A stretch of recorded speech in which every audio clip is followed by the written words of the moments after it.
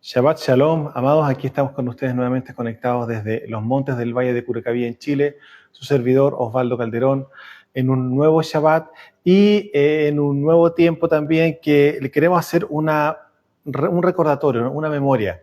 Hace ya un tiempo iniciamos nuestro canal de YouTube y por diferentes razones quedó a medias, por decirlo de alguna manera, quedó con 2 o 3 videos, solamente 2 o 3 enseñanzas, porque hubo algunos temas, pero ya lo hemos retomado y ya hemos subido algunas enseñanzas, algunos videos ya para que ustedes también los puedan compartir a través de YouTube. Así que en este momento estamos operando con las 2 plataformas, tanto aquí en Facebook, como ustedes lo están viviendo en este momento, y también en YouTube. Así que ahí tienen las 2 plataformas para poder compartir. Hoy día tenemos este avance tecnológico tan extraordinario como para poder compartir justamente una enseñanza a través solamente de un clic. Así que bueno, entrando ahora a mostrarles nuevamente el acceder a este hermoso libro de resumen de la Escritura que se llama Conociendo la Vida Eterna, los invitamos claramente para que lo puedan acceder ustedes de manera absolutamente gratuita para estudiarlo conjuntamente con nosotros, puesto que es un libro de estudio. No es un libro para leerlo en forma lineal, porque van a haber muchas cosas, lo más probable es que no se van a entender, porque hay pasajes de la Escritura que tienen que ser explicados el por qué se añaden con el otro. Entonces, aquí usted va a conocer y va a entender a grandes rasgos claramente, teniendo un gran angular justamente de cuál viene siendo el propósito del planeta, el propósito de los hijos de Elohim, que viene siendo justamente lo que él hizo a su imagen y semejanza, y posteriormente el plan de redención de los hijos de Elohim, que no es todo el planeta. Ustedes lo que tienen que entender que se van a producir una separación de 2 razas que existen en el planeta hasta hoy día. Son 2 razas, una perteneciente al Padre, que son los hijos de Elohim, y otra perteneciente al enemigo, a los que se conocen como los hijos de la serpiente. Entonces, cuando usted entiende esas cosas, claramente va a tener un porcentaje altísimo donde la Escritura usted la va a entender de manera bastante más simple y bastante más profunda, porque tanto así es que desde principio a fin se habla efectivamente con respecto a las 2 simientes. Y eso obviamente le va a abrir a usted el entendimiento cuando está hablando Pablo, cuando está hablando Kefa, cuando está hablando Juan, cuando estamos viendo las cartas y también cuando Mashiach está en medio de nosotros. Así que los invitamos a que puedan acceder de forma absolutamente gratuita. Usted nos envía un correo a través de la plataforma de Facebook. Nosotros se lo enviamos por PDF y agendamos un horario, un día y una hora, ¿no es cierto?, para poder empezar a trabajar juntos, empezar a conocer la Escritura y las preguntas que puedan tener ustedes, tanto a niveles ministeriales como a niveles personales, van a estar ahí la respuesta absolutamente a pedir de boca, por decirlo de alguna manera, pero claramente entendemos que a niveles ministeriales los pastores van a querer conocer más cosas y bueno, vamos a poder dar la mayor cantidad de información y respuestas a las inquietudes personales que cada uno de ustedes pueda tener, puesto que sabemos que llevamos ya 2000 años de un gran engaño donde se levantó el sistema religioso que ha gobernado hasta hoy día. Amado, una de las cosas que no quiero que por favor esto no se les vaya a olvidar. Una persona que está volviendo al origen, que está volviendo a las raíces hebreas, no necesariamente va a entrar al reino. Vuelvo a repetir, una persona, y de hecho lo estamos viendo que hay una explosión tremenda a nivel latinoamericano, que están volviendo a las raíces hebreas, acá en Chile también se está haciendo exactamente lo mismo, pero eso no acredita entrar al reino. Una cosa muy distinta es entrar al reino, lo cual me lleva a mis raíces originales, que viene siendo Israel, que no es lo mismo que una persona estudie religiosamente, se lo digo de esta forma, religiosamente las escrituras con trasfondos hebreos, con dichos hebreos y con mucha cultura hebrea, y perfecto, muy bien, pero eso no hace que la persona que está recibiendo la instrucción vaya a entrar al reino. Son 2 cosas muy distintas. Así que ponga mucha atención porque estamos viendo una explosión sumamente extraordinaria con respecto al tema de raíces hebreas, pero eso no es reino. El reino es algo totalmente distinto. La persona que entra al reino al conocer las escrituras como corresponde de principio a fin, y la persona que entra al reino claramente por consecuencia va a conocer las raíces hebreas y va a conocer un montón de cosas más que claramente le van a enriquecer su vida espiritual y lo va a hacer caminar en conforme a la voluntad del Padre, que es caminar en Kedushá, en santidad. El que usted conozca literatura, que usted conozca, tenga información, que estamos viendo cómo la religión está tomando exactamente el mismo diseño, está tomando ahora las raíces hebreas para armarlo en ámbito religioso y no permitir que las personas entren al reino, es una de las formas, digamos, de las... por decirlo de alguna manera, una de las cosas que va a producir la distinción entre una cosa y otra es la pureza y la santidad en la vida de la persona que camine junto con Mashiach. Porque claramente muchos van a salir del cristianismo para entrar al mesianismo. Por el punto lo siguiente, tienen que entrar al mesianismo a través de Mashiach. Es decir, si salen de la religión y quieren entrar al reino, amado, tiene que nacer de nuevo. Pero ¿cómo? Si yo ya hice mi confesión de fe donde yo estaba en los bautistas, en los pentecostales, en los, etcétera, como usted lo que llama presbiteriano, en las asambleas, etcétera, etcétera, etcétera, como usted quiera llamarlo. Pero el punto es lo siguiente, cuando uno sale de la religión y entra al reino, sí o sí tiene que nacer de nuevo conforme a lo que está en la Escritura, no conforme como la religión nos enseñó. Y se lo digo por experiencia, porque también lo tuve que vivir.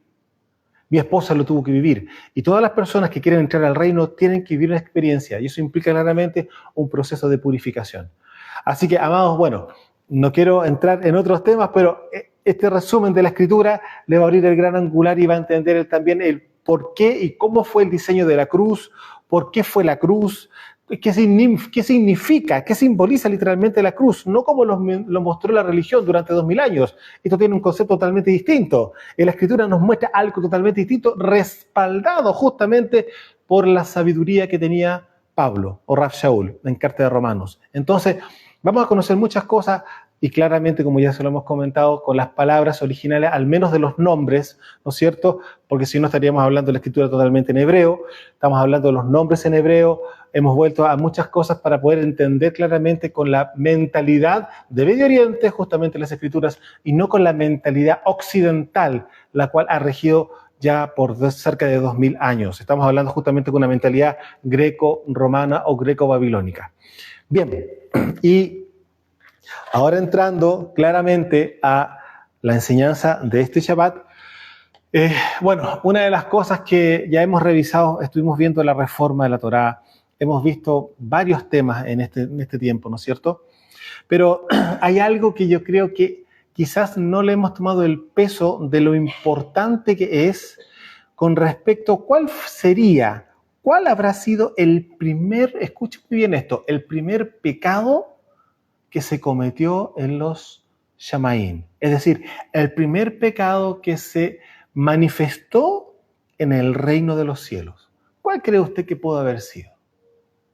Vamos a meditar un poco en eso, porque justamente es el tema que vamos a revisar hoy día, porque ese pecado sigue estando vigente acá abajo en la tierra, claramente. Recordemos que el gestor de la desobediencia, el gestor de la transgresión, nosotros sabemos cómo se llama, Hasatán, ¿no es cierto? El enemigo. Hay que entender que el nombre Hasatán o Satán significa enemigo en hebreo. Cuando decimos Ha-Satán, decimos el enemigo. Eso estamos diciendo. Porque usted bien sabe que el nombre no es el nombre Hasatán, el del enemigo. Es una condición, tiene una conducta que produce justamente ser enemigo ¿de quién? Del reino celestial. ¿Enemigo de qué? De la voluntad del Creador. ¿Enemigo de qué? De la vida. ¿Enemigo de qué? De la verdad. ¿Enemigo de qué? Del camino.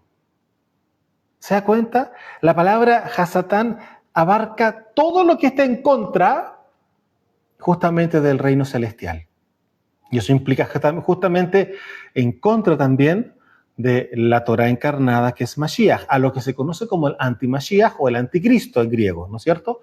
Pero aquí vamos a entrar a meditar un poco. Por eso les pregunta, ¿cuál será el primer pecado que se manifestó en los Shamaim, en los cielos, en el reino celestial? Yo no sé si alguno ya lo tendrá más o menos en presencia. La envidia. Sí, la envidia fue el primer pecado que se manifiesta en el enemigo Y eso es justamente lo que vamos a revisar hoy día, porque posterior a eso nosotros vemos cómo consecutivamente en las mismas escrituras desde el principio hasta ahora último, estamos viendo manifestado ese espíritu o ese rujo, ¿ya? Dice así, la envidia es un sentimiento, mire cómo lo revisan ellos, cómo lo expresan, es un sentimiento o un estado mental. Vuelvo a repetir, la envidia es un sentimiento o estado mental en el cual existe dolor o desdicha por no poseer uno mismo lo que tiene el otro, sean bienes, cualidades superiores u otra clase de cosas intangibles o bien tangibles. ¿Se da cuenta? Ahora, sigamos avanzando un poco más. También se puede expresar como una tristeza o pesar del bien ajeno, como el deseo de algo que no se posee.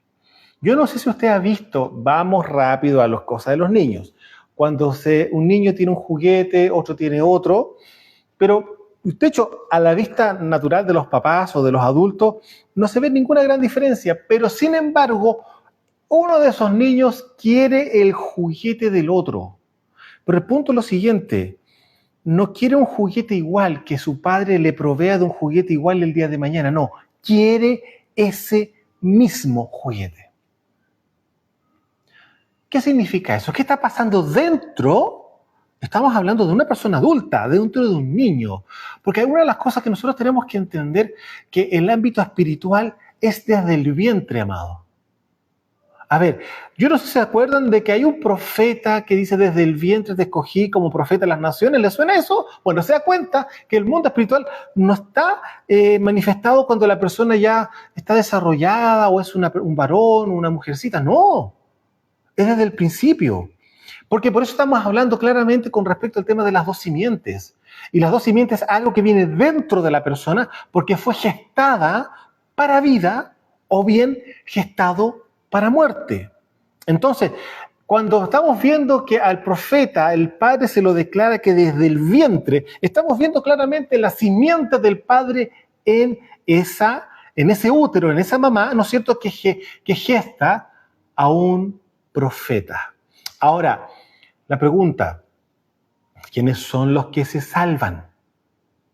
¿Quiénes son los que se salvan? Vuelvo a repetir, el Mashiach vino por lo que se había perdido y se perdió justamente la casa de Israel, es decir, el reino del norte, las 10 tribus. Y hoy día esas 10 tribus se juntan con 2 tribus más, que vendría siendo la tribu de Benjamín junto con la de Yehudá, ¿no es cierto?, en la diáspora romana.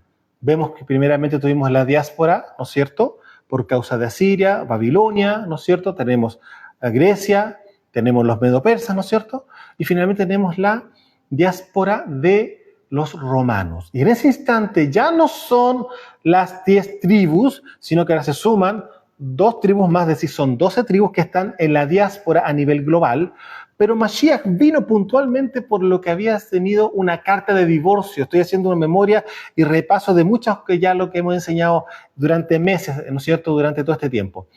Y Mashiach vino a buscar a las ovejas perdidas de la casa de Israel, ¿no es cierto? Hoy día serían las generaciones de las ovejas perdidas de la casa de Israel. Esas generaciones estamos en el planeta dentro de 3.000 años, digo aproximadamente, porque la diáspora, o digamos la manera en que se ha ido esparciendo justamente la simiente de Israel en todo el planeta, lleva cerca de 3.000 años. Y de hecho se cumple literalmente la palabra profética que el Padre le entregó a Jacob, o Jacob, ¿no es cierto? Nuestro padre Jacob es el que viene siendo justamente al quien se le cambia el nombre por Israel, ¿no es cierto? Y dice que claramente su simiente se va a extender al norte, al sur, al este y al oeste en todo el planeta. Y así ha sido. Entonces, hay algo claramente que tenemos que reentender, ¿no es cierto? Que Mashiach vino a lo que se perdió. ¿Y qué se perdió? La raza humana. No. La raza humana está dentro de justamente de la casa de Israel, de las 12 tribus, en este caso particular. Y las personas que son justas por parte del Padre en otras naciones, Chile, Argentina, toda Latinoamérica, Europa, Asia, a excepción claramente de lo que viene siendo Israel, se le conoce como los justos de las naciones. Y esos justos de las naciones operan bajo la Torá ¿de quién? De Noé. Y en este caso particular nosotros operamos bajo la Torá reformada de Mashiach, ¿no es cierto? Tenemos la Torá que viene siendo la Torá del Sinaí, la Torá de Moshe, pero la Torá reformada, que es la Torá que nos entrega Mashiach, es bajo esa Torá nosotros estamos en este tiempo. Ahora me preguntarán qué tiene que ver con todo lo que estamos revisando. Porque claramente una de las cosas es que el Malhut Hashamayim, ¿no es cierto?, fue lo primero que se envidió. El reino fue lo primero que causó la envidia en el enemigo. Fue el primer pecado, lo primero que se gestó.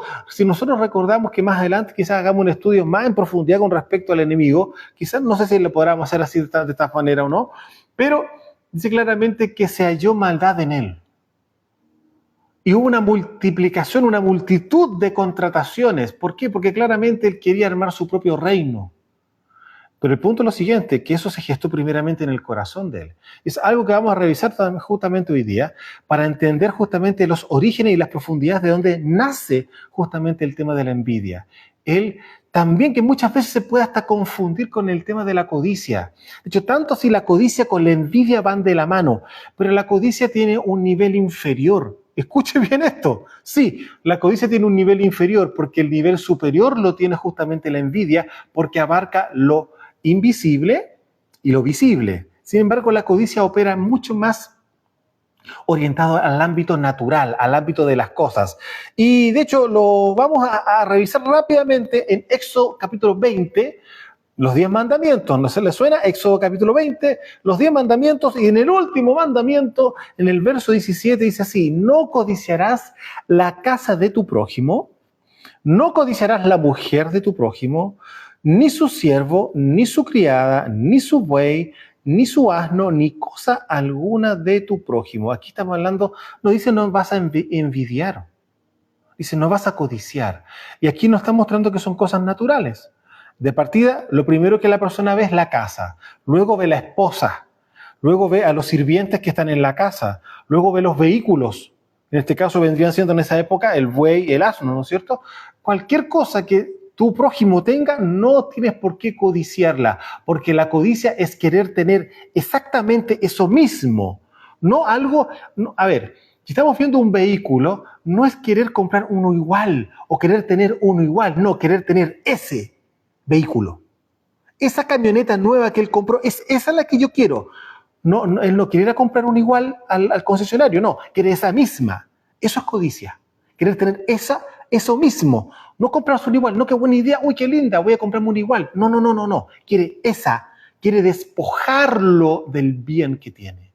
Eso viene siendo la codicia. Va más allá en el ámbito natural, ¿se fija? Pero la envidia es la que gesta todo este tipo de cosas. Y la envidia también puede ser un puesto, amados, a nivel espiritual, una unción.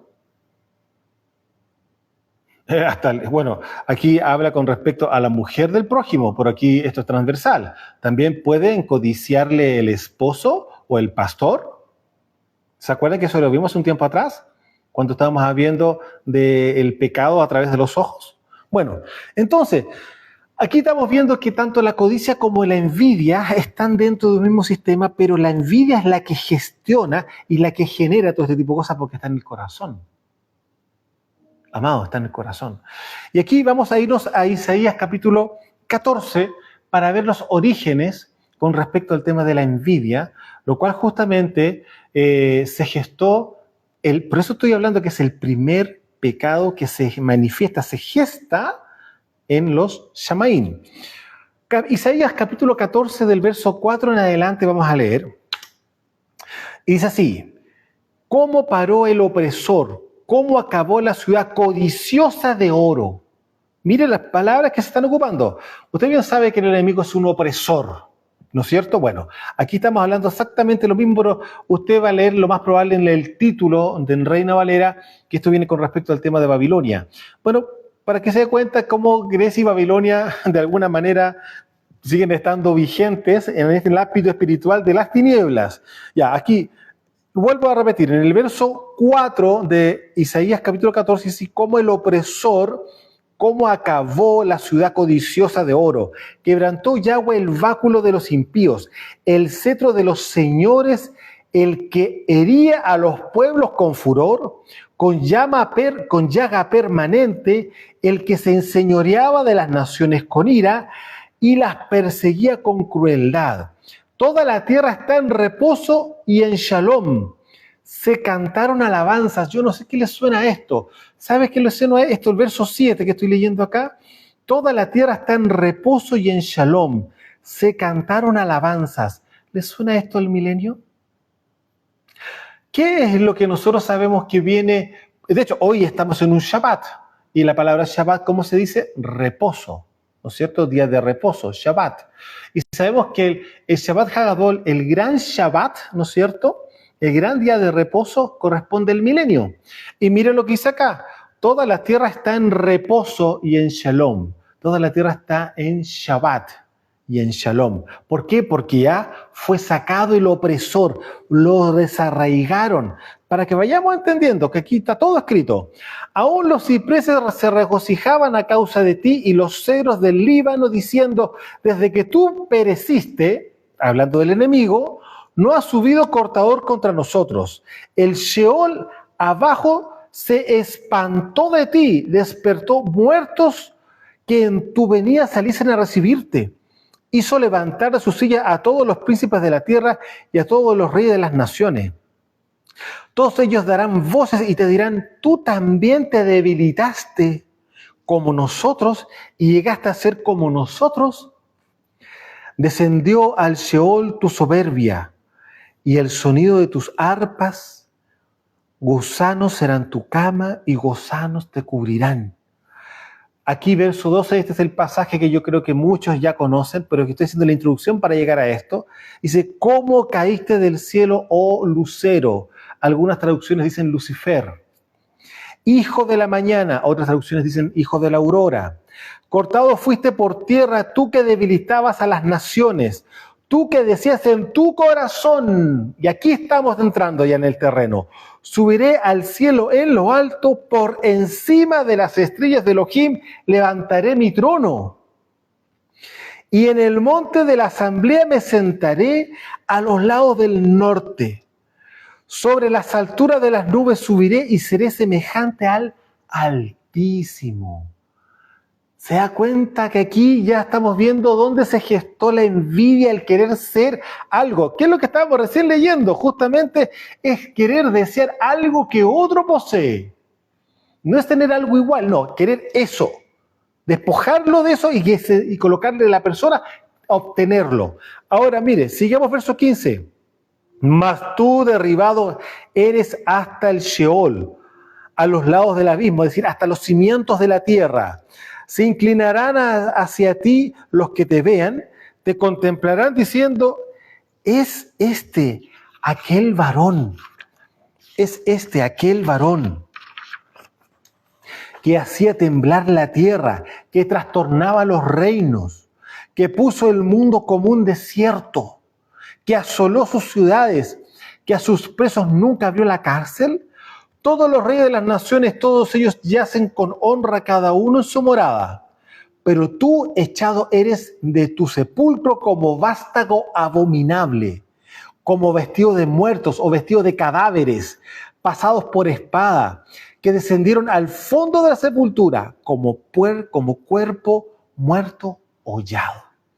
Bueno, aquí tenemos justamente el origen de la envidia en el corazón del enemigo, queriendo ser semejante. Vuelvo a repetir justamente el verso 13 en adelante. Tú que decías en tu corazón, subiré al cielo en lo alto, por encima de las estrellas de Elohim levantaré mi trono. O sea, quería ser más que él. Y en el monte de la asamblea me sentaré, a los lados del norte, sobre las alturas de las nubes subiré y seré semejante al Altísimo. ¿Se puede dar cuenta lo que es la envidia? El querer estar por encima, querer ser más que la otra persona. Y eso ocurre justamente cuando la persona se ve menor que el resto. Claramente ahí estamos hablando de un tema de falta de identidad y rechazo y un montón de cosas en lo natural. Personas que viven eso, ¿ya?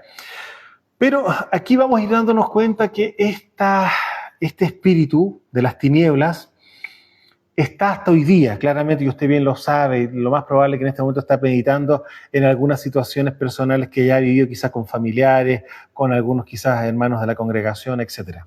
Pero bueno, rápidamente vamos a ir a Bereshit, capítulo 4. Génesis capítulo 4, yo creo que muchos ya están viendo a dónde vamos a ir apuntando y estamos viendo justamente la relación entre el hijo de la serpiente y el hijo de Elohim. Aquí estamos hablando de Caín y Abel, ¿no es cierto? Verso 3 de Bereshit capítulo 4, verso 3. Y aconteció andando el tiempo que Caín trajo del fruto de la tierra una ofrenda a Yahweh, y Abel trajo también de los primogénitos de sus ovejas, de lo más gordo de ellas. Y miró Yahweh con agrado a Abel y su ofrenda, pero no miró con agrado a Caín y la ofrenda suya. Y se ensañó Caín en gran manera, es decir, se enojó, se molestó y decayó su semblante. Entonces Yahweh dijo a Caín: ¿por qué te has ensañado? ¿Por qué estás enojado? ¿Por qué te enojaste? ¿Y por qué ha decaído tu semblante? Si bien hicieres, ¿no serías enaltecido? Y le está diciendo claramente que su ofrenda no fue aceptada porque no lo hizo de corazón, lo hizo por obligación. Lo más probable es que llevó cualquier cosa solamente por cumplir. Yo no sé si le suena eso a la religión, el cumplir, pero no está el corazón ahí.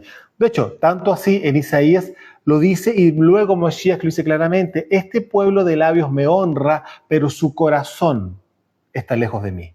Bueno, se puede dar cuenta que esto parte desde un principio, no es ninguna novedad. Y aquí estamos dándonos cuenta que está la envidia en medio de esta situación, ¿no es cierto? Vuelvo a repetir el verso 7. Si bien hicieres, no serás enaltecido, y si no hicieres bien, el pecado está a la puerta. Con todo esto, a ti será su deseo. Es decir, está el pecado acechando, ver en qué momento puede entrar para hacer pecar a la persona. Pero le da una recomendación el padre a Caín: pero tú te enseñorearás de él. O sea, tú tienes la capacidad de poder decirle no al pecado y hacer lo correcto. Eso es lo que está mostrando. Y aquí vemos justamente en el principio entre un hijo de la serpiente y un hijo de Elohim, cómo se produce justamente la primera manifestación a nivel natural acá abajo en la tierra de la envidia. Algo que ya vimos que pasó claramente en los Shamaim, primeramente. Luego, seguimos avanzando en Bereshit capítulo 21. Y aquí se van a dar cuenta que esto sigue avanzando después en el tiempo de Abraham. Pero, a ver, sí. Génesis 21, verso 8. ¿Se acuerdan cuando Abraham se le promete justamente el nacimiento de Isaac? Isaac nace y después viene justamente ya fue una fiesta cuando dejó de ser amamantado y empezó a comer sólido, ¿no es cierto? A lo que se le conoce como el destete, ¿no es cierto? Bueno, vamos acá a Génesis capítulo 21, Bereshit capítulo 21, verso 8 en adelante, dice así: y creció el niño y fue destetado. E hizo Abraham gran banquete el día que fue destetado Isaac. Y vio Sara que el hijo de Agar, la egipcia, la cual ésta le había dado a luz a Abraham, se burlaba de su hijo Isaac. Por tanto dijo a Abraham: echa a esta sierva y a su hijo, porque el hijo de esta sierva no ha de heredar con Isaac mi hijo. Este dicho pareció grave en gran manera a Abraham a causa de su hijo, de caso de Ismael, ¿no es cierto?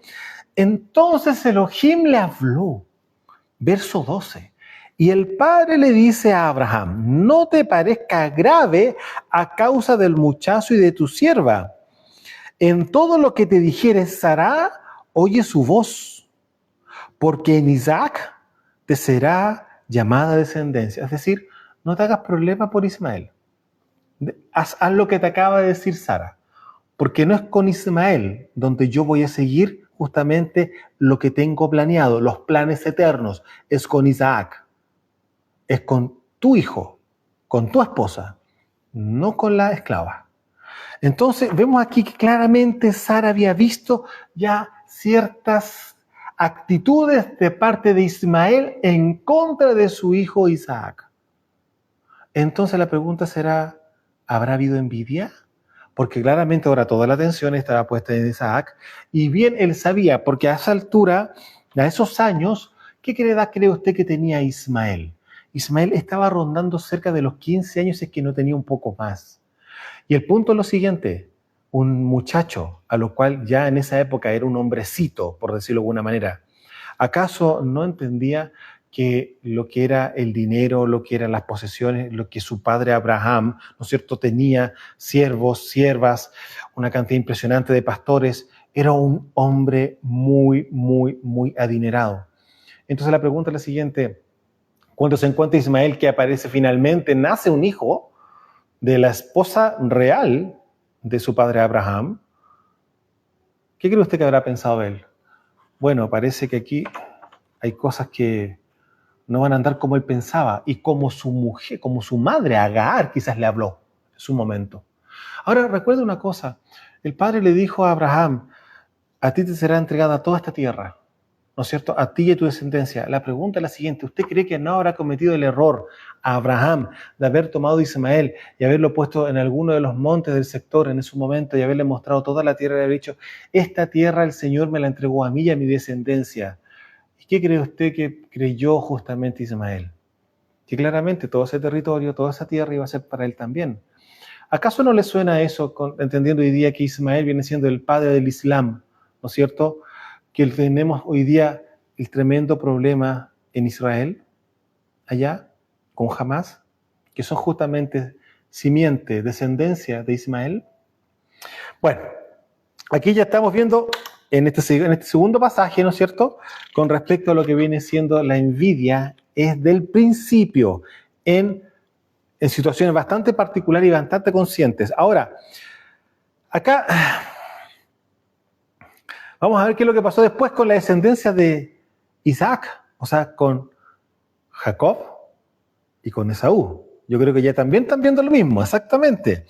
Bereshit, Génesis 27:35, dice así, y él dijo, Isaac, habla, vino tu hermano con engaño. ¿Se acuerda cuando justamente Esaú le vende la primogenitura, ¿no es cierto?, a Jacob, ¿no es cierto? Pero no vamos a entrar en cómo fue eso, pero el punto es que legalmente Jacob tomó la primogenitura, eso que implicaba que todo lo que venía por consecuencia de la primogenitura era parte de Jacob. Y técnicamente aparece la escritura que fue vendido, o sea, hay una transacción. Algo ocurrió en ese momento y Esaú quedó tranquilo, tomando en cuenta una cosa de que él mismo la despreció la primogenitura. Entonces, vamos a ir revisando para que vayamos aterrizando estos pasajes. Y él dijo, Isaac, vino tu hermano con engaño y tomó tu bendición. Y Esaú respondió, bien llamaron su nombre Jacob, pues ya me ha suplantado 2 veces. Mire lo que está diciendo. Se apoderó de mi primogenitura y he aquí ahora ha tomado mi bendición. Y dijo, ¿no has guardado bendición para mí? Le está diciendo Esaú a su padre Isaac. Pero aquí vamos a hacer un poquito de memoria. Rápido, en Génesis 25:32 dice así. Entonces dijo Esaú, he aquí yo me voy a morir. ¿Para qué pues me servirá la primogenitura? Y dijo Jacob, júramelo en este día. Y él juró y vendió a Jacob su primogenitura. Ahí hizo la transacción. Fue con juramento, fue todo legal si lo miramos. Ahora, ¿cómo es posible que Esaú después venga a decir que su hermano lo suplantó? No lo ha suplantado. De ninguna manera. Él compró la primogenitura y él tenía que tomar claramente la bendición de la primogenitura, porque de eso constaba la primogenitura. No tenía otra opción. Ahora, ahí mismo en Génesis, que estábamos revisando en Génesis 27, y retrocedimos a 25, pero bajamos nuevamente al 27, en el verso 41 dice, y aborreció Esaú a Jacob por la bendición con que su padre le había bendecido. Y dijo en su corazón, llegarán los días del luto de mi padre, es decir, cuando él muera, y yo mataré a mi hermano Jacob. La pregunta, ¿por qué ahora se sintió con que tenía que la primogenitura cuando él mismo la desechó, le dio lo mismo? En ningún momento él consideró la primogenitura, de ninguna manera, tomando en cuenta una cosa, recuerden que son gemelos, es decir, tienen exactamente la misma edad. Ahora, ¿vemos la envidia aquí nuevamente? Sí, tanto así que esta envidia quiso matar. Estaba con el proyecto de matar, tanto así que nosotros vemos que ya pasó exactamente lo mismo con Caín y con Abel. ¿Acaso Caín no mató a Abel? Lo mató, ¿no es cierto? La envidia, ¿qué es lo que finalmente quiere producir? Que esa persona desaparezca para quedarse él entronado. ¿Y qué fue lo que pasó con Caín? Mató a su hermano. Y acá estamos viendo exactamente lo mismo. Esaú o Esav quiere matar a Jacob. ¿Por qué? Por haberlo tomado, ¿qué? Si ya no era de él. La primogenitura ya no era de él. Legalmente no era de él. Era de Jacob. Y era por algo, porque claramente, ¿dónde venía justamente la simiente de Elohim? Venía con Jacob. No venía con Esaú o con Esav, que era un carnal. Por algo la misma escritura dice que el padre aborreció a Esav. ¿Por qué? Porque era hijo de la serpiente. Amados, fíjense lo siguiente. Adán tiene un hijo de la serpiente y un hijo de Elohim. Caín y Abel. Abraham tiene un hijo de la serpiente, Ismael, y un hijo de Elohim, Isaac. Isaac tiene un hijo de la serpiente, Esav, y un hijo de Elohim, Jacob. ¿Se da cuenta cómo toda la escritura nos habla y nos muestra exactamente lo mismo? Las dos simientes, las dos simientes, las dos simientes. Y en este tema con respecto al tema de la envidia, porque justamente la envidia, ¿dónde nace? ¿En un hijo de Elohim o en un hijo de la serpiente? ¿Quién fue el primero que ambicionó el reino, querer estar él sentado en el trono? La serpiente, el enemigo, Hasatán. ¿Se da cuenta? Nada nuevo bajo el sol, dijo justamente Shlomo o Salomón, ¿no es cierto? Ya, ahora vámonos con Génesis capítulo 37, verso 9. Y acá hay algo un poco más grande porque estamos hablando de José. ¿Se acuerdan? José tenía un manto distinto. Él ya había sido ya justamente seleccionado por el Padre a nivel profético. Sí, claramente. ¿Por qué? Porque tenía sueños, tenía visiones. Y aquí vamos a ver qué es lo que pasó acá. En Génesis capítulo 37, verso 9 en adelante, José, ¿no es cierto?, soñó aún otro sueño y lo contó a sus hermanos, diciendo, he aquí que he soñado otro sueño, y he aquí que el sol y la luna y 11 estrellas se inclinaban a mí. Y lo contó a su padre y a sus hermanos. Y su padre le reprendió y le dijo, ¿qué sueño es este que soñaste? Estamos hablando de Jacob. ¿Acaso vendremos yo y tu madre y tus hermanos a postrarnos en tierra ante ti? Y sus hermanos le tenían envidia. Mas su padre meditaba en esto.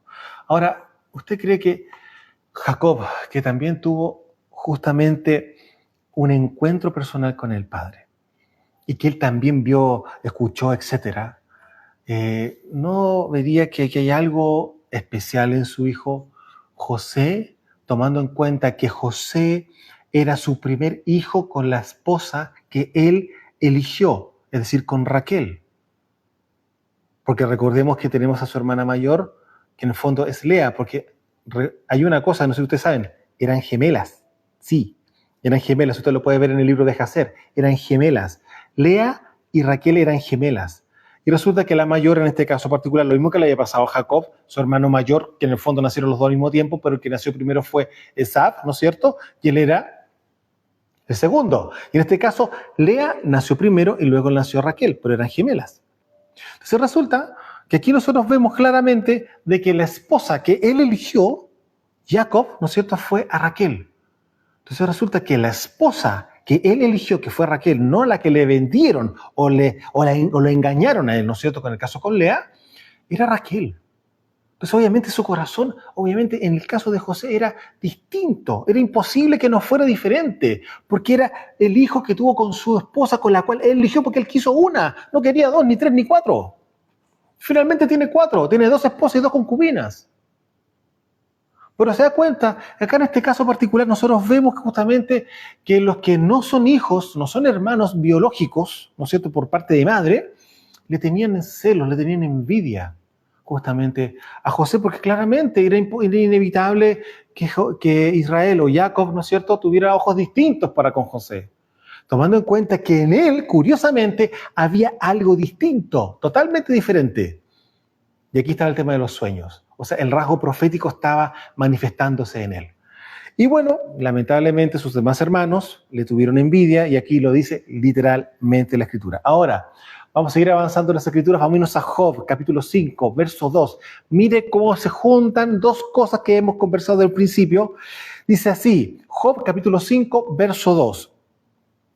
Es cierto que al necio lo mata la ira y al codicioso lo consume la envidia.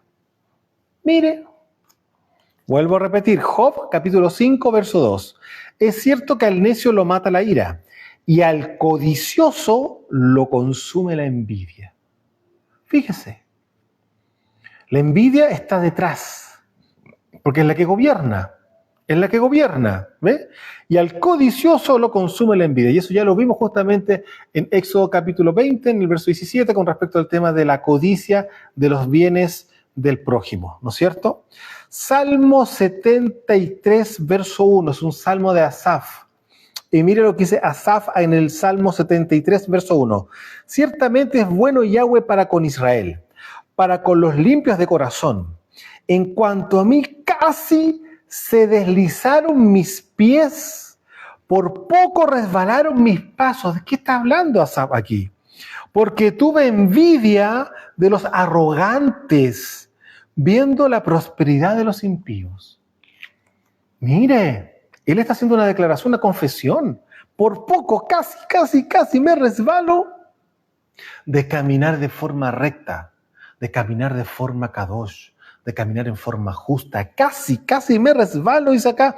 En cuanto a mí, casi se deslizaron mis pies, por poco resbalaron mis pasos, porque tuve envidia de los arrogantes, viendo la prosperidad de los impíos. Pero después, si él mismo se da cuenta, él mismo medita y se da cuenta que es un impío. O sea, a ver, y es por eso que él mismo hace la meditación en el principio. Ciertamente es bueno Yahweh para con Israel, para con los limpios de corazón.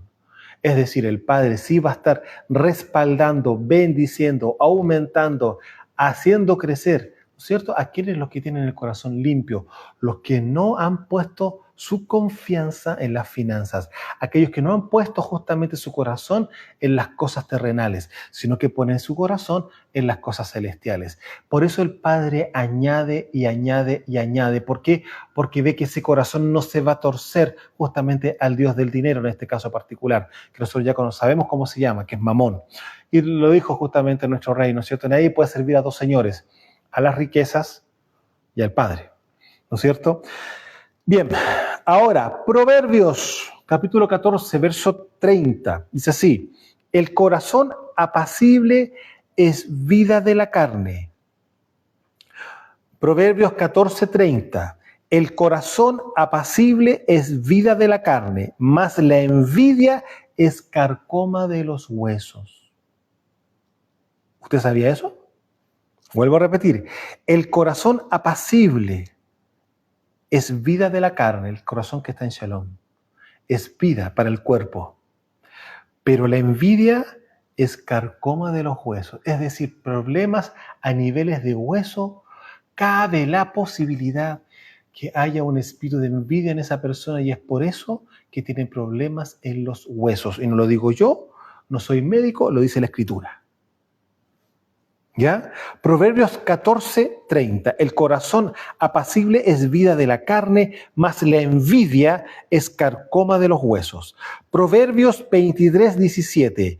No tenga tu corazón envidia de los pecadores, antes persevera en el temor de Yahweh todo el tiempo, porque la persona que camina en el temor del Padre no peca. ¿Por qué? Porque justamente el temor del Padre está en el ruaj del hombre, en el espíritu del hombre. Y en el espíritu del hombre está el estado de la conciencia. Y el estado de la conciencia me muestra justamente el temor del Padre y me hace justamente discernir entre el bien y el mal. Y es por eso que la persona que ha nacido de nuevo, que su ruaj ha vuelto a la vida, se enciende justamente la conciencia y está consciente entre lo bueno y lo malo. ¿Por qué? Porque también ha sido educado en eso. Ahora, ¿qué es lo que dice acá? Claramente, no tenga tu corazón envidia de los pecadores, antes persevera en el temor de Yahweh todo el tiempo. Eclesiastés dice algo que yo creo que ustedes van a verlo y decir, Sí, lamentablemente es así, y lamentablemente es así. Eclesiastés capítulo 4, verso 4, mire lo que Salomón dice, porque claramente él tuvo el tiempo para poder meditar y por revelación del Ruaj empezar a analizar y discernir y colocar palabras de sabiduría en estos libros que nosotros estamos hoy día leyendo. Eclesiastés verso 4, recordemos que Proverbios también pertenece a Salomón. Eclesiastés 4:4, he visto asimismo que todo trabajo, escuche bien esto, he visto asimismo que todo trabajo y toda excelencia de obras despierta la envidia del hombre contra su prójimo. También esto es vanidad y aflicción de Ruach, aflicción de espíritu. Miren lo que miró y lo que analizó y vio Salomón. He visto asimismo que todo trabajo y toda excelencia de obra despierta la envidia del hombre contra su prójimo. Yo no sé si a usted le ha pasado a nivel laboral, usted desarrolló su trabajo como corresponde y nos falta el envidioso dentro de su grupo de trabajo que ya está haciendo comentarios y cosas que no corresponden. Y uno ya percibe, uno discierne claramente que Ruach está hablando ahí, ¿no es cierto? Usted tiene una casa hermosa que le costó un sacrificio tenerla y hacerla y estar con los maestros, etcétera, etcétera. Le quedó maravillosa y en vez de que lo halaguen, le digan, ¡oye, que te quedó lindo! La envidia. ¿Qué es lo que dice Salomón acá? He visto asimismo que todo trabajo y toda excelencia de obras despierta la envidia del hombre contra su prójimo. ¿Para qué hablamos de las mujeres? ¿No le ha pasado a usted también? ¿Ah? Que su esposo, ¿no es cierto?, le ha dado lo que corresponde y resulta que levanta la envidia de algunas otras personas, algunos inclusive puede ser a niveles espirituales, entre comillas las hermanas, o bien inclusive a niveles familiares. ¿Y por qué? ¿Y por qué? ¿Cómo que por qué? Porque se trabajó, se hizo y ahí están. Amados, se puede dar cuenta, no lo digo yo, no solamente es una experiencia que uno puede tener, y yo creo que muchos de ustedes ya la han tenido. Por aquí esto está registrado en los tiempos de Salomón, y Salomón lo deja registrado en Eclesiastés capítulo 4, verso 4. He visto asimismo que todo trabajo y toda excelencia de obra despierta la envidia del hombre contra su prójimo. ¿Se da cuenta? Marcos, entrando en los tiempos de Mashiach, capítulo 7, verso 21. Marcos 7, 21. Y aquí es algo que nosotros ya lo vimos y lo ministramos al principio. Porque de dentro del corazón de los hombres salen los malos pensamientos, los adulterios, las fornicaciones, los homicidios, los hurtos, las avaricias, las maldades, el engaño, la lascivia, la envidia, la maledicencia, la soberbia, la insensatez. Todas estas maldades de dentro salen y contaminan al hombre. Palabras de nuestro Rey Mashiach y mostrando claramente frutos de carne absolutamente en lo que él está ministrando en este momento, porque de dentro del corazón. ¿Se acuerda cuando hablamos de los dos recipientes de información que hablábamos justamente de la mente y del corazón? Bueno, acá estamos tocando nuevamente el mismo tema del corazón. Ahora, ¿dónde se albergó justamente la envidia en Hasatán? Rapidito yo se lo leo acá en Isaías 14, verso 15. Tú que decías en tu corazón, subiré al cielo en lo alto, etcétera, etcétera, etcétera. ¿Se da cuenta? En el corazón del enemigo se maquinó la envidia y dijo, voy a hacer esto. Y aquí claramente nuestro Mashiach lo vuelve a revelar y lo dice, porque de dentro del corazón de los hombres salen los malos pensamientos y entre todas estas cosas está claramente la envidia, que es el tema que estamos revisando hoy día. Romanos, Rav Shaul, capítulo 1, verso 28. Miren lo que dice Rav Shaul también tocando el mismo tema. Hablando claramente de la gente que no está siendo creyente, que no está haciendo teshuvá, que está despreciando justamente la palabra del Padre, dice así: y como ellos no aprobaron tener en cuenta a Yahweh, Yahweh los entregó a una mente depravada para hacer cosas que no convienen, estando atestados de toda injusticia, fornicación, perversidad, avaricia, maldad, llenos de envidia homicidios, contiendas, engaños y malignidades. Aquí usted se puede dar cuenta que esto es un rasgo absoluto de los hijos de la serpiente. Usted se puede dar cuenta acá, mente depravada, porque anteriormente está hablando del tema sexual un poco más arriba en el primer capítulo de Romanos. Ahora, ahí mismo en Romanos, pero en el capítulo 13, vamos a irnos al verso 11 y dice así: y esto conociendo el tiempo, que ya es hora de levantarnos del sueño. Yo no sé si les suena un poco a lo que estamos viviendo en estos tiempos, ¿ah? Y vuelvo a repetir, y esto, conociendo el tiempo, que ya es hora de levantarnos del sueño, porque hay muchos que están durmiendo en este tiempo cuando deberían de estar despiertos porque el tiempo es corto y es mucho el trabajo que hay que hacer. Ciertamente las mies es mucha y son pocos los obreros, y lo dijo Mashiach hace 2000 años atrás y hoy sigue siendo exactamente igual. Son pocos los que están caminando en Kedushá, son pocos los que están dedicados 100% a buscar al Padre y caminar en su voluntad. Son muy pocos los que están haciendo lo correcto. Son muchos más los que están haciendo lo incorrecto, siendo llevados por todo viento de doctrina, justamente y siendo azotados justamente frente a las circunstancias, sin tener ningún reparo, que claramente su vida tiene que volver al camino de justicia que viene siendo la Torá, que Mashiach nos dejó por escrito. Hoy tenemos nosotros los registros justamente en las Besorá, en los evangelios. Y acá vuelvo a Romanos capítulo 13, y esto conociendo el tiempo, que es ya hora de levantarnos del sueño, porque ahora está más cerca de nosotros nuestra salvación que cuando creímos. ¿Es así o no es así? Claramente que es así. Rav Shaul lo escribió esto cerca de 2000 años atrás, y así él lo sentía y lo percibía, y ya estaba amonestando justamente a las asambleas de la época de que empezaron a despertarse, porque había un atargamiento espiritual, parece. Aquí le estaban dando a conocer justamente a los israelitas que estaban en Roma. La noche está avanzada y se acerca el día, es decir, se está acabando justamente el reino de las tinieblas y está por manifestarse oficialmente el reino de la luz. Desechemos pues las obras de las tinieblas y vistámonos con las armas de la luz. Andemos como de día, honestamente, no en glotonerías y borracheras, no en lujurias y lascivias, no en contiendas y envidias nuevamente, sino vístanse del Adón Yeshua HaMashiach y no provean para los deseos de la carne. Es decir, amados, maten la carne, y dentro de esas cosas está justamente la envidia, que viene siendo el primer espíritu que se manifestó en el corazón de Hasatán, en los Shamaín. Ahora, seguimos avanzando. Cartas de Rav Shaul, 1 Corintios capítulo 13. 1 Corintios 13, no sé si les suena, 1 Corintios 13. ¿No es cierto? Miren el verso 4, y claramente sabemos que aquí Rav Shaul está hablando justamente del amor. Y 1 Corintios 13, verso 4 dice así: el amor es sufrido, es benigno, el amor no tiene envidia. Vuelvo a repetir, el amor es sufrido, es benigno, el amor no tiene envidia, el amor no es jactancioso, no se envanece, no hace nada indebido, no busca lo suyo, no se irrita, no guarda rencor, no se goza de la injusticia, más se goza de la verdad.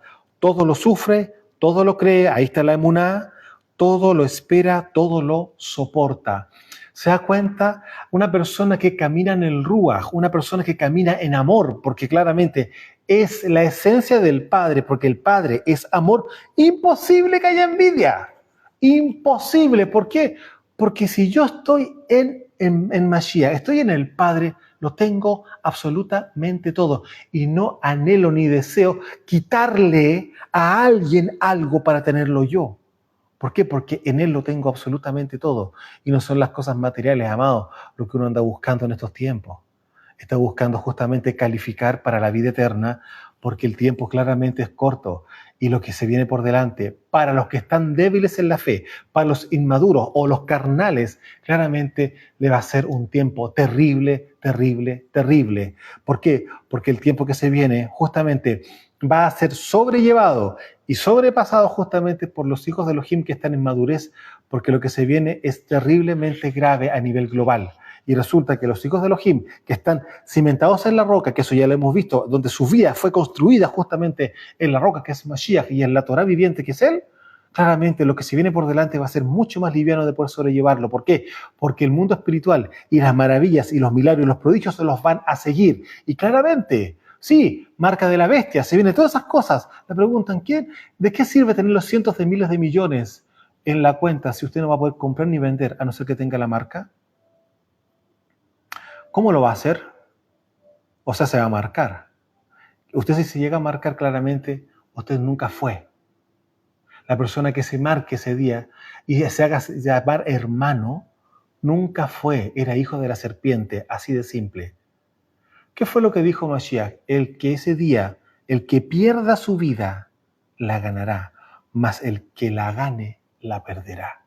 Claramente, las dos simientes, aquí no hay opciones. Amado, no hay opciones. Y no estamos hablando de las dos simientes, pero es un tema recurrente, porque claramente en toda la escritura aparece exactamente lo que estamos ministrando. La envidia, ¿de dónde viene? ¿De los hijos de Elohim o de los hijos de la serpiente? Muy simple. Bien, entonces ya vimos lo que Rav Shaul nos recuerda justamente en 1 Corintios 13, que es el pasaje con respecto al tema del amor. Segunda de Corintios, capítulo 12, verso 20. Segunda de Corintios, capítulo 12, verso 20. Pues me temo que cuando llegue no los halle tales como quiero, y yo sea hallado por ustedes como no quieren. Aquí Rav Shaul está hablándole a la iglesia, ¿no es cierto?, a la congregación, a la asamblea. La palabra iglesia, usted bien sabe que no es la que corresponde, a la asamblea que está en Corintio, pero aquí le está diciendo algo claramente, que él está viendo que las cosas no andan bien, porque ya tiene los reportes de los discípulos que llegaron justamente a mostrarle está pasando esto, esto y esto, y él tenía que ir a visitarlos nuevamente, ¿ya? Y es así. Segunda de Corintios, capítulo 12, verso 20. Pues me temo que cuando llegue, es decir, cuando yo vaya a llegar a visitarlo, no los halle tales como quiero. Es decir, no los voy a encontrar como yo debería de encontrarlos. Y va a pasar lo siguiente. Y yo sea hallado por ustedes como no quieren. Es decir, yo no voy a llegar allá en Shalom, como podría haber llegado y como debería de haber llegado. Yo voy a llegar allá con un poco de espada, por decirlo de alguna forma. Voy a llegar molesto, porque hay reportes de parte de ustedes que no son en absoluto buenos. Y miren lo que pasa acá con Rav Shaul. Y yo sea hallado por ustedes como no quiero, como no quieren. Claramente no van a encontrar a mí bien con ustedes, de ninguna manera. Porque temo que haya entre ustedes contiendas, envidias, iras, divisiones, maledicencias, murmuraciones, soberbias, desórdenes. Amado, yo no sé si eso les suena a las congregaciones de esta época. Se puede dar cuenta que en todas las cartas Rav Shaul está amonestando a las congregaciones en su conducta, en su conducta, en su conducta. Ahora yo pregunto, ¿quiénes son los que estarían produciendo desórdenes? ¿O quiénes serían los soberbios? ¿Quiénes serían los murmuradores? La Shon Hará, ¿les suena? ¿Ya? ¿Quiénes serían los que están con maledicencias, maldiciendo? O sea, no puede salir agua dulce y agua amarga de la misma llave, nosotros lo sabemos. Ahora, ¿de dónde vendrán las iras, las divisiones, las contiendas? ¿No será que dentro de la congregación, claramente Rav Shaul lo está mostrando, que hay muchos hijos de la serpiente? Que eso ya lo hemos visto en enseñanzas anteriores. Porque los hijos de Elohim no actúan de esta forma. Los hijos de la serpiente que están infiltrados dentro de las asambleas mesiánicas, claramente que sí. Aquí te la envidia. ¿Ah? Y el hermano, ¿por qué? Ahora, ¿y por qué está a cargo él? ¿Y por qué? ¿Y por qué? Etcétera, etcétera, etcétera. ¿Será porque él tiene mejores capacidades que las que tienes tú? Simple. Pero es que yo nada. Sé humilde, arrepienta, hazte teshuvá. Y será justamente después enaltecido. ¿Qué fue lo que dijo el Padre? Si hicieras lo correcto, ¿no serás enaltecido? Se lo dijo a Caín, ¿o no? Y para ir cerrando, Gálatas, capítulo 5, yo creo que esto claramente muchos de ustedes ya lo manejan, lo conocen, y es un pasaje sumamente recurrente, mostrando justamente los frutos del Ruach y los frutos de la carne. Y miren en Gálatas capítulo 5, 19, y manifiestas son las obras de la carne, ¿no es cierto?, que son adulterio, fornicación, inmundicia, lascivia, idolatría, hechicería, enemistades, pleitos, celos, iras, contiendas, disensiones, herejía, envidias, que aquí está lo que estamos tocando hoy día, homicidios, borrachera, orgía y cosas semejantes a estas, acerca de las cuales los amonesto. Aquí está hablando a la carta a los que están en Gálatas. Fíjese una cosa, que las cosas que estamos viendo en Corintio, en Grecia, no es diferente de lo que está pasando en Gálatas. Dice, los amonesto, como ya se los he dicho antes, que los que practican tales cosas no van a heredar el reino de Yahweh. Amado, usted se podrá dar cuenta que si Rab Shaul está llamando la atención en este tipo de conductas que son carnales, que son claramente de los hijos de la serpiente, ¿qué es lo que había dentro de las congregaciones entonces? ¿Qué porcentaje de hijos de Elohim en Kedushá, siendo sadik, siendo justo, estaban operando y estaban viviendo en esa época? ¿Cuántos de ellos estarían sufriendo este tipo de conductas y este tipo de situaciones, justamente de la envidia en particular, que es lo que estamos viendo hoy día de parte de los supuestos hermanos? Algunos, yo no discuto, lamentablemente que no tienen su madurez como corresponde. Pueden ser influenciados, por supuesto que sí. Más adelante vamos a hablar de Jezabel, ¿ya? Y voy a avanzar algo. Jezabel no es el nombre original. Satanás fue muy astuto, le cambió el nombre por Jezabel, pero no es Jezabel. Lo vamos a revisar más adelante y usted se va a sorprender de cuántas mujeres se llaman como no deberían de llamarse. Y las que se llaman de esa manera, usted va a dar cuenta que sí efectivamente tienen los mismos rasgos de la que nosotros conocemos religiosamente como Jezabel. Pero bueno, usted se puede dar cuenta que hay influencias. Y lamentablemente la persona influenciable, que no necesariamente va a ser hijo del enemigo, hijo de la serpiente, ¿no? Puede ser un hijo de Elohim por inmaduro. Y claramente que fue a ser influenciable frente a este tipo de espíritus, ¿no es cierto?, de rujot, que andan dentro de las congregaciones. Pero, amado, es tiempo de despertar. Es tiempo de despertar, porque sí, efectivamente, Mashiach está próximo. Y el tiempo que se viene por delante es sumamente terrible para los hijos de la serpiente. Terrible para los hijos de la serpiente. Y por supuesto que tiene que ser así. Porque tienen que recibir el pago, el justo pago, por sus obras. Por haber querido venir a usurpar, a querer sacar provecho justamente del Malhut Hashamayim. Porque los que están dentro de las congregaciones, que son hijos de la serpiente, ¿por qué cree usted que están ahí? ¿Para dividir la congregación? Posiblemente. Varias cosas estamos viendo acá, ¿no es cierto?, que Rab Shaul ya estaba amonestando, iras, divisiones, etc. Pero ¿cuál es el propósito? Robar. También es robar, sacar provecho del Malhut. Hay bendición financiera, ahí quieren llegar. Hay señales, milagros y prodigios, ahí quieren estar también ellos. Por si acaso, a ver si me llega algún toquecito mágico y me sano de esta dolencia. Amados, ¿qué fue lo que Mashiach reveló con respecto al enemigo? ¿A qué viene él? A tres cosas, ¿no es cierto? Robar, matar y destruir. ¿Y usted qué cree que hacen los hijos de la serpiente en medio de las congregaciones? ¿No vienen a lo mismo? Exactamente lo mismo. Amados, desde Chile, su servidor, Osvaldo Calderón. Shalom.